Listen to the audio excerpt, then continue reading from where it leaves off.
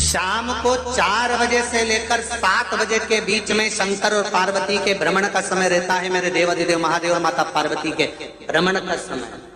भगवान शंकर पार्वती घूमने को निकल गए।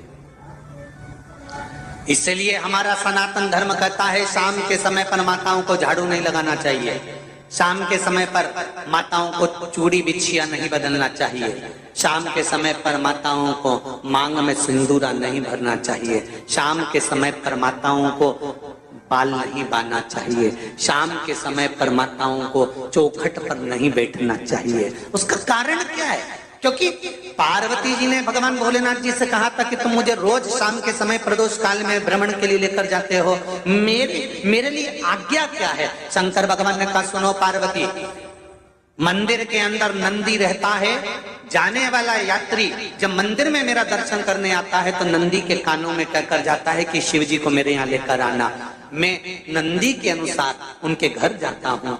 मेरा काम है उनका कल्याण करना और तेरा काम है उनके घर की नारी को अखंड सौभाग्यवती का वर प्रदान करना, ये तेरा काम है।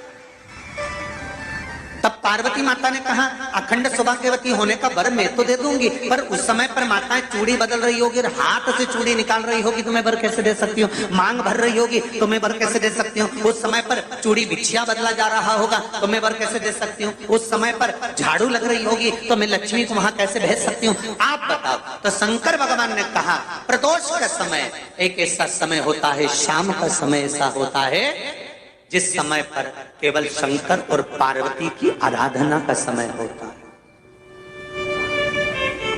हम तो कई लोगों से कहते हैं अगर आपके यहाँ संपदा नहीं आ रही है, बहुत मेहनत कर रहे हो, फल नहीं मिल रहा, कहीं नौकरी, कहीं सर्विस या कहीं व्यापार या व्यवसाय में कहीं तकलीफ आ रही है, हम सबसे कहते हैं शाम का समय पकड़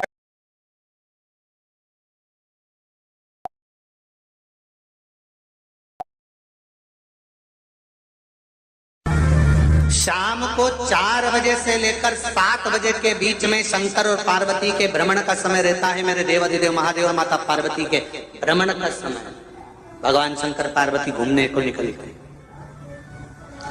इसलिए हमारा सनातन धर्म कहता है शाम के समय पर माताओं को झाड़ू नहीं लगाना चाहिए, शाम के समय पर माताओं को चूड़ी बिछिया नहीं बदलना चाहिए, शाम के समय पर माताओं को मांग में सिंदूरा नहीं भरना चाहिए, शाम के समय पर माताओं को बाल नहीं बांधना चाहिए, शाम के समय पर माताओं को चौखट पर नहीं बैठना चाहिए। उसका कारण क्या है? क्योंकि पार्वती जी ने भगवान भोलेनाथ जी से कहा था कि तुम मुझे रोज शाम के समय प्रदोष काल में भ्रमण के लिए लेकर जाते हो, मेरे लिए आज्ञा क्या है? शंकर भगवान ने कहा सुनो पार्वती, मंदिर के अंदर नंदी रहता है, जाने वाला यात्री जब मंदिर में मेरा दर्शन करने आता है तो नंदी के कानों में कहकर जाता है कि शिव जी को मेरे यहाँ लेकर आना। मैं नंदी के अनुसार उनके घर जाता हूँ। मेरा काम है उनका कल्याण करना और तेरा काम है उनके घर की नारी को अखंड सौभाग्यवती का वर प्रदान करना, ये तेरा काम है।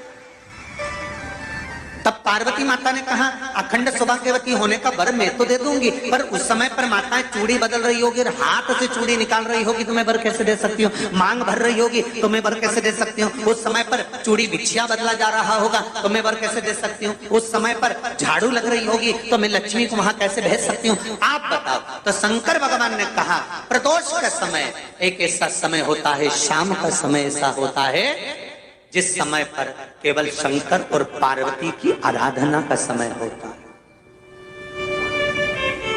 हम तो कई लोगों से कहते हैं अगर आपके यहाँ संपदा नहीं आ रही है, बहुत मेहनत कर रहे हो, फल नहीं मिल रहा, कहीं नौकरी, कहीं सर्विस या कहीं व्यापार या व्यवसाय में कहीं तकलीफ आ रही है, हम सबसे कहते हैं शाम का समय पकड़ लो, शंकर जी के मंदिर में दिया लगाना प्रारंभ कर दो।